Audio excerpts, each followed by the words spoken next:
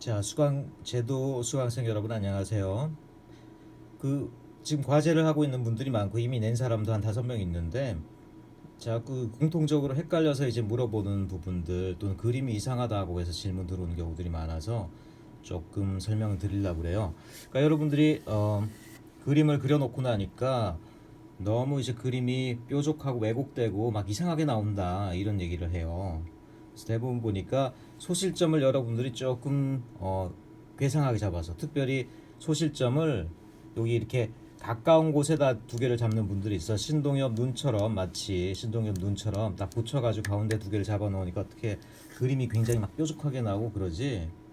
그런다고 틀린 건 아니에요. 그런 상황에서도 규칙 맞춰서 그리면 그림이 나오긴 나와. 그런데 여러분이 볼 때 말이 안 되는, 실제와 같지 않은 굉장히 괴상한 왜곡된 그림이 나오는 거죠. 틀린 건 아니야.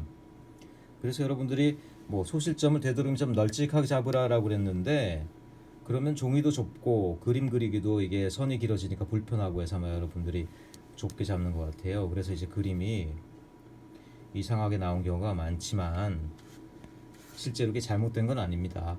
어쨌든 여러분이 헷갈려 하니까 소실점을 이렇게 어떻게 하면 적당하게 잡는가, 그 방법을 또 추가로 설명을 드릴게요.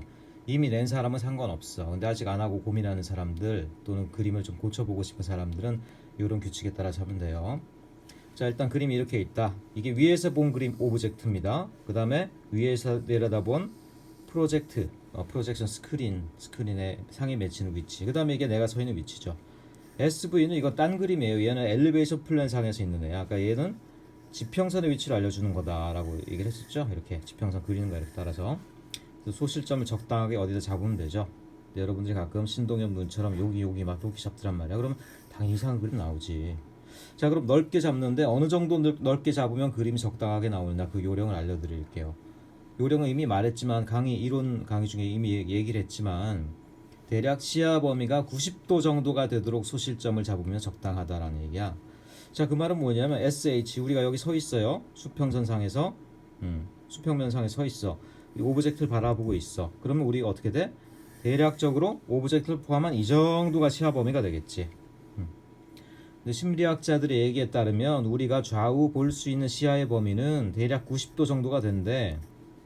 이걸 중심으로 보면 양쪽으로 한 시야의 범위, 시선의 각도는 한 90도가 된다는 거죠. 그렇다고 이거를 각도가 되고 그럴 필요는 없어요. 대략적으로 그렇게 그리면 된다는 얘기야. 더 넓은 범위로 보고 싶으면 더 넓게도 되고요. 뭐 좁게 해도 상관은 없어. 일부러 여러분들이 시야의 범위를 다르게 해서 여러분 그림들이 조금씩 다르게 나오게 하려고 일부러 마음대로 잡으라고 그랬던 거야. 그런데 그렇게 했더니만 너무 가깝게 잡고 막 이상하게 잡아서 이렇게 그림이 왜곡되는 경우가 많아. 근데 일반적으로 그리려면요, 아까도 얘기했지만 시야 범위를 대략 양쪽으로 90도를 잡아라. 그러면 어떻게 되겠어? 우리가 보는 시야의 범위의 한계, 요게 소실점의 위치가 될 거 아니야. 그럼 소실점의 위치를 수직선상, 지평선상을 잡으려면 어떻게 하면 돼? 그대로 내려오면 되지, 이렇게. 그대로 내려오면 돼. 그래서 여기가 VP L이 되겠죠? 베니싱 포인트 VP R이 될 거란 말이야, 라이트. 그래서 요 두 소실점을 토대로 이제 여러분들이 선을 긋고, 그래서 뭐 이렇게 이게 오브젝트를 갖다가 소실점에 따라서 그리고 하면 된다는 거야, 이렇게. 그렇죠?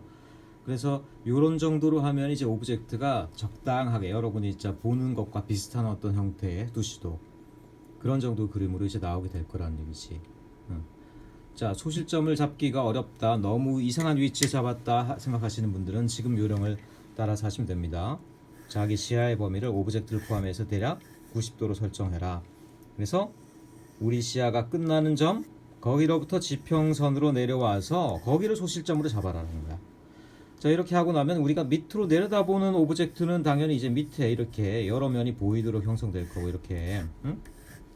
또는 우리가 지평선 가까이에 오브젝트가 있는 경우, 그런 경우는 이렇게 약간 눈앞을 막는 형태로 오브젝트가 들어가기도 해. 여러 형태가 나오는 거예요. 지난 수업 시간에 다룬 것처럼 내려다보는 이런 형태의 오브젝트만 나오는 게 아니야. 심지어 또 위에 이렇게 떠 있는 경우도 있을 수 있어. 이런 식으로.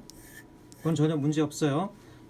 오브젝트의 위치를 여러분이 어디다 놓냐에 따라 다른 거야. 오브젝트가 지평선까지 바로 이렇게 이 정도에 서 있으면 당연히 이렇게 나오는 거지.